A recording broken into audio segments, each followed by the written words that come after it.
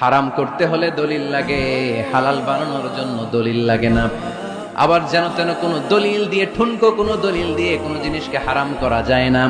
হারাম করতে হলে অকাট্য দলিলের প্রয়োজন হয়। হারাম হারাম হচ্ছে এদের জিকির। একটা সময় ইসলামিক ব্যাংকিং হারাম ছিল, এখন এটা কি হয়ে গেছে? তার মানে এখনো অনেক কিছু এদের কাছে হারাম। সময়ের বিবর্তনে, কালের আবর্তনে এদের মুখ দিয়ে এগুলো একদিন হালাল হয়ে বের হবে। চিল্লায় বলেন ঠিক কি না? পৃথিবীতে যা আছে সবই হালাল। সব কি? সব হালাল, সব হালাল। আল্লাহ ডেকে বললেন, খবরদার, কে আছে সমাজের মধ্যে আমার দেয়া হালাল সাজসজ্জাগুলোকে, পবিত্র জিনিসগুলোকে হারাম বলে ফতুয়া তুলে, তাদের উপর আমার লানত। এজন্য হারাম হারাম জিকির না করে জিকিরটা চেঞ্জ করে করতে হবে হালাল হালাল। হালাল হারামের প্রথম মূলনীতি হচ্ছে basically everything in this world is হালাল। এই পৃথিবীতে যা আছে সবই হালাল। সব কি? সব হালাল, সব হালাল, সবই হালাল, অল্প কিছু হারাম। সুবহানাল্লাহ পড়েন। যদি এমন হইতো এই পৃথিবীতে যা আছে সবই হারাম, অল্প কিছু হালাল, খুব ভালো হইতো, তাই না? সুবিধা হইতো আমাদের। তা আমাদের সুবিধা করে দিলেন কে? বেসিকলি এভরিথিং ইজ হালাল। পৃথিবীর সব কিছু হালাল। আপনারা যদি কেউ কিছু বলে যে এটা কি হালাল না হারাম, আপনি হুট করে বলবেন আগেই বলবো হালাল। যদি হারামের দলিল পাওয়া যায় তখন বলবো হারাম, ঠিক কিনা? আমাকে যদি বলেন এটা হালাল না হারাম, আমি যদি বলি হালাল, আপনি যদি বলেন দলিল দেন, এটা আপনি ভুল বলবেন। কারণ কোনো কিছু হালাল করতে হলে দলিল লাগে না। কোনো কিছুকে হালাল বলে সাব্যস্ত করতে দলিল লাগে না। হারাম বলে যদি সাব্যস্ত করতে চান তখন দলিল লাগবে। তাও তেনা পেছানো দলিল দিয়ে হবে না, যেন তেন দলিল দিয়ে হবে, অকাট্য দলিল। এটাকে বলে আল আদিল্লা আল কাতঈয়া। অকাট্য দলিল লাগে কোনো জিনিসকে হারাম সাব্যস্ত করতে হলে। তাহলে এই যে আমাদের জন্য আল্লাহ সহজ করে দিলেন, সবকিছু বেসিকলি হালাল যতক্ষণ না এটা হারাম হওয়ার ব্যাপারে দলিল পাওয়া যায়। এজন্য হারাম হারাম জিকির না করে জিকিরটা চেঞ্জ করে করতে হবে হালাল হালাল। কথা বলেন ঠিক কিনা? জিকির দুই ধরনের আছে। জিকির কয় ধরনের? একটা জিকির হচ্ছে হারাম হারাম হারাম, একদলের কাছে সবই হারাম। একটা সময় এদেশের কিছু আলেম সমাজ ইংরেজিকে হারাম বলতো, ইংরেজি শিক্ষা করাকে কি বলতো? সময়ের বিবর্তনে এটা এখন হালাল। এখন এটা কি? হালাল। একটা সময়ে আলেম সমাজের কিছু অংশ রাজনীতি করাকে হারাম বলতো। কথা কি বুঝতেছেন? এখন এটা কি? হালাল হয়ে গেছে।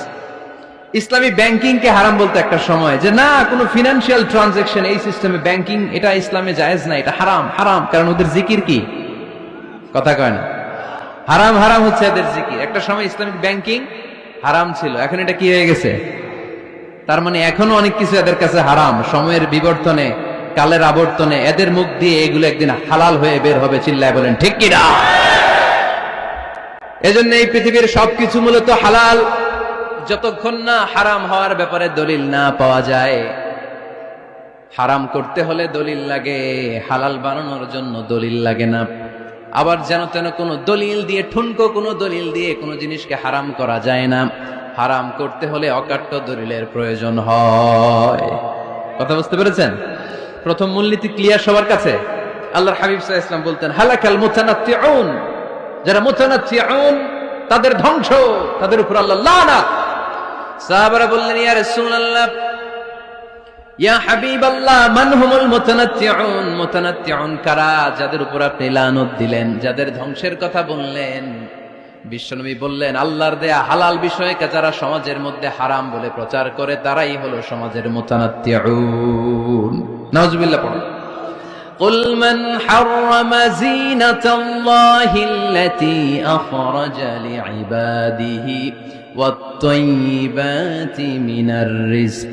এজন্য আল্লাহ ডেকে বললেন, খবরদার, কে আছে সমাজের মধ্যে আমার দেয়া হালাল সাজসজ্জাগুলোকে, পবিত্র জিনিসগুলোকে হারাম বলে ফতুয়া তুলে, তাদের উপর আমার লানত। খবরদার, আল্লাহ যেটাকে হালাল বলছে এটাকে হারাম বলার স্পর্ধা দেখাবেন না। এটাকে হারাম বলা যাবে? তাহলে প্রথম মূলনীতি কি সবাই বুঝতে পারছেন? বুঝতে পেরেছেন? এই দুনিয়াতে বেসিকলি সবকিছু কি? আওয়াজ করে বলেন। আর হালাল প্রমাণ করতে দলিল লাগে। কি প্রমাণ করতে দলিল লাগে? হারাম। এজন্য আমাদের জিকিরটা একটু চেঞ্জ করে দিব। আমরা হারাম হারাম না বলে কি বলবো? হালাল হালাল। যখনই দলিল পাবো তখন জিকির শুরু করব হারাম। কথা বুঝে নাই বোধহয়?